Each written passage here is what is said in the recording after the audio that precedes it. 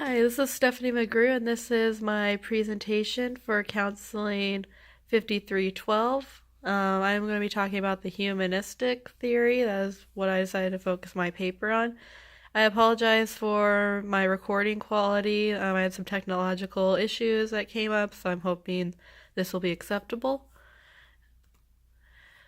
Alright, so to begin, a little bit of the history of my theory that I chose. So two of the major players, the two people who really helped form this humanistic theory of counseling was Carl Rogers and Abraham Maslow. They really changed the fields of psychology, and then along those same lines, they also changed counseling. Rogers decided to focus on helping clients improve their future behaviors instead of just focusing on past behaviors. So thinking about what you can do in the future, moving forward to change instead of just analyzing why you did what you did in the past, just to move forward and not focus so much on analyzing every clinical thing that went behind why you did what you did. Maslow fed into this humanistic theory as well. He created his Maslow hierarchy of needs. This argues that people must have many of their basic needs met. We can see this at the bottom right here. Okay, so physiological, safety, love and belonging, esteem, and self-actualization. So he believed that a human's real goal in life, to be satisfied psychologically in life, was to reach this self-actualization, kind of become self-motivated, realize yourself, become the best that you can be. But in order for you to do that, you have to first master these levels first. If you aren't getting your basic needs like food, water, healthcare, things like that, you're not going to be able to feel safe. If you're constantly threatened, if you're not getting that sort of protection, that safety that humans desire, you won't be able to go up to loving and belonging. You need to have those relationships, either from a partner or family, some sort of sense of belonging, some sort of social aspect of that. That goes up to esteem, and finally up to self-actualization. So you have to have these basic needs met first before you can achieve these higher level orders of thinking and psychological satisfaction. So to have these basic needs met, you have to have that before you can move forward, and you can analyze why you're doing what you're doing. You're kind of taking on a look at the individual person and not so much just the clinical side of why a person is doing what they're doing.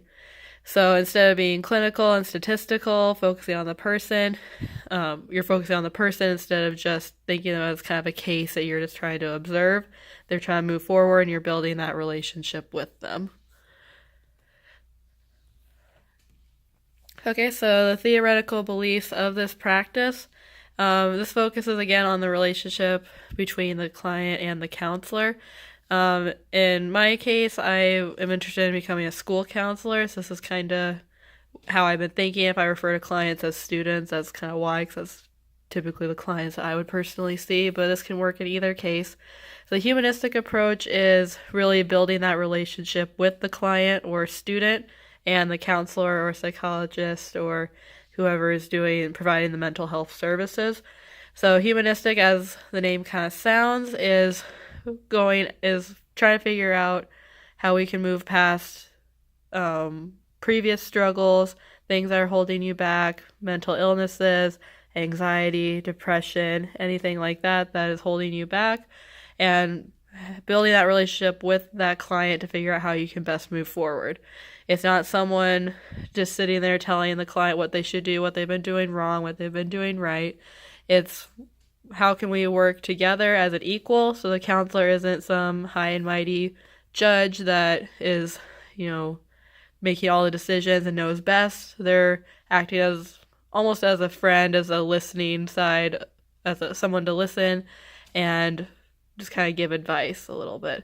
So the relationship is very important. This is where building that trust really comes in. Part of that is from being judgment-free. So instead of a counselor telling a client that he or she is doing something incorrectly, they should say something along the lines of, what could you what happened when you did this certain activity, or what happened when you said this. Then they would tell you, and you kind of keep building questions on top of that. So you aren't judging, you aren't saying, oh, when you did this, that was the wrong choice, but you're hoping that they will come to certain realizations on their own without judgment from the counselor.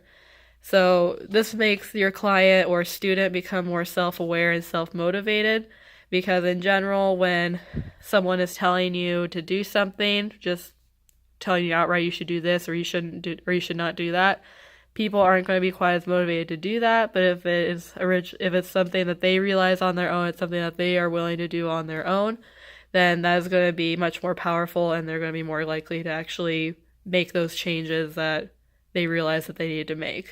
For example, if a counselor tells someone, oh, you should stop drinking, that's probably not going to be very effective, because I'm sure it's possible lots of people have told that person to stop drinking or whatever the scenario is. But if they come with a more humanistic approach, saying, what happened, what did you do the other night? And if they say something about drinking, say, oh, ask questions, follow up with that. What happens when you did that? Does that make you happy? Different things like that. And you can kind of ask them questions, summarize the thing that they say to kind of help them come to some realizations on their own. It won't be that they'll have a aha, brilliant light bulb moment the first time you meet them. You're going to have to build that relationship. It's important not to be, you don't want to be best friends with the client, but you do need to build that relationship of where they will feel comfortable talking to you. So because this is a more person-centered approach, this is helping the client to discover their own solutions instead of someone just telling them what to do. It's not someone that's going down and judging you and saying, oh, you should do this, why aren't you doing this and that. They're going to be building off of that a little bit, and they're going to come to these conclusions, hopefully, in their own time. And because of this, they're going to be more motivated to do it because it was something that they realized they needed to do. Okay, so kind of building off of this, some techniques and practices to fulfill this humanistic theory approach, or some of the strategies that many people who would utilize this theory could do. The first one that I noticed, or a first step that you could take, is to make sure the client is focusing on their future course of action, so they aren't necessarily just dwelling on the past. The past is in the past. They can't change things. They can try apologizing. They can do what they can, but you can't always dwell on it. So you have to just figure out, what are you going to do? What are you going to do going forward if you are the client, or if you're struggling with something? Figuring out what you can do better, what you can do different. That is going to be the first step to utilizing this humanistic approach. The second step, or one of the second steps, the next one you could take, is to lead the client on a path to reach their own conclusions, and not for the counselor just to tell the client. So again, using strategies like paraphrasing, open-ended questions, summarizing, and reflective activities are very effective. So as a counselor, you do need to understand the diagnosis. You do need to analyze why they've been doing previous behaviors, but with the client, you don't always have to focus on that as much. You're using that information to help guide your questions, guide your paraphrasing, knowing what you should have the client reflect on. That's going to be helpful if you know the diagnosis and you know what you're working on, what you're working with. So you'll have that information in the back of your head, but you won't always dive into it, dwell into it, like you would in other approaches here. So again, paraphrasing, open-ended questions, summarizing, and reflective activities are very effective. So having the person, you listen first. Listening is very important, of course. Give them that time to talk about what's on their mind, what they need to address. And when they do that, don't just say things like, oh, why did you do that, or that was wrong. You could do something like, I hear that this happened, or I hear that you feel this way when this happens. So what do you think about that? Or you can kind of summarize what they're saying, or what do you think happens when you do this? Or how could it affect the future goals that you have set for yourself, or things that you want to do, or things that are important to you? And that kind of helps them. It's not that you're attacking, but you're using the words that they have actually said to help understand them better. So again, by this point, you should have the rapport with them, the relationship with the student, that you will know a little bit of why they're thinking what they do, why they do it, why they are doing the actions that they are doing. And you should be able to use a little bit of your knowledge, your diagnosis in your head to gear these questions. And when you have them reflect on their own, it's not that you're attacking them or telling them what to do. Eventually they'll reach those conclusions themselves. Like, I'm currently a teacher, and it's well known in education, if you can get students to discover something on their own besides just telling them, then it's going to stick with them and they're going to remember it, and it's going to be much higher level thought than if I just told them something and they just kind of moved on with it and that's all they did with it. It's a lot better if you can actually get them to discover it on their own, they make that decision, then they can own it and move on from that, and that's very, very effective.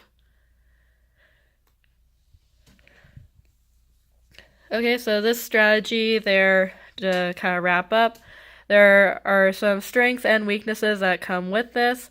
Some of the strengths, so self-motivation is a very effective way to make change. So again, if someone makes that decision on their own to make change, it's more likely that the changes are actually going to stick because it's something that they came up with. It promotes positive relationships between the counselors and clients, or in some cases, if you are in a group setting, it can build positive relationships with other group members if you decide to do that. It also promotes humility and transparency. So again, the counselor is not just some high and mighty figure that's telling you what you should do. They're a person. They approach you as that personal relationship, and they are just there for you. They're trying to get to the root of the problem, essentially. Some of the weaknesses, this method can take time, dedication, resources, and expertise, or it takes these things to be carried out effectively. So again, in my case, in my mind frame, I tend to be thinking more in the school setting. So in education, for example, in schools, budgets are very tight. Time is very, usually dedicated to, academic work for tested subjects or to try and get students' grades up, things like that. That sometimes the necessary resources might not be available in the schools. And I think that's a really good time to do it when students are younger, when they're teenagers and figuring things out. Then later, it can be, in adulthood can be effective too, but personally I think more mental health services and resources should be spent in the schools. But schools, a lot of times, they don't have the resources, they don't have the staff that are qualified to handle it, or if there is someone that's qualified, sometimes they're so overloaded that they can't always dedicate as much attention as would be most beneficial for the student or the counselor, or the client that's being treated by the counselor. So that's part of the issues that we're going to have, is how are we going to utilize these resources, how are we going to have these effective steps and direct them in the most efficient and practical way possible with the limited resources that you have. Okay, so to wrap up, how I would apply this to a group setting. I think humanistic approaches are a little bit more difficult because it focuses so much on the individual relationships between the client and the counselor. But I think in many cases it can be possible to be effective in a small group setting. So if you're with a group of students or other groups of clients outside of a school setting, or in an adult group setting if you need to, it can be possible, but this is something that can be difficult because it's really important to build this trust and build the relationships to, actually be vulnerable, to share what's really going on, and to come up with, practical, real solutions for their lives. The leadership also needs to be organized so the sessions are purposeful and meaningful to all who attend. So especially in schools, that can sometimes be difficult to make sure everything's organized and has a purpose, especially if you have limited time. That can be an issue as well sometimes. But if the leadership is organized and impactful, it can be really powerful for the students or the clients. Also, focusing on our humanity builds relationships and enhances the benefits of group counseling. So again, it's not just someone being told what they should be doing. They're coming to that realization on their own. They're working with other people and they realize that they aren't alone in the struggle. They aren't the only ones going through, rough times or a circumstance they feel out of control. There are other people that have been through a similar situation, and maybe even they can meet people who have fought it and have come out victorious on the other side and dealt with any issues that they're addressing in group, and they can have a ray of hope that could be them also. So again, I think this has great applications to a group setting, but it has to be done very purposefully, very organized, and it kind of just needs to be really well-rounded to make sure that everyone that is participating will have a positive and beneficial experience. So that is everything that the kind of the main points that I talked about in my paper.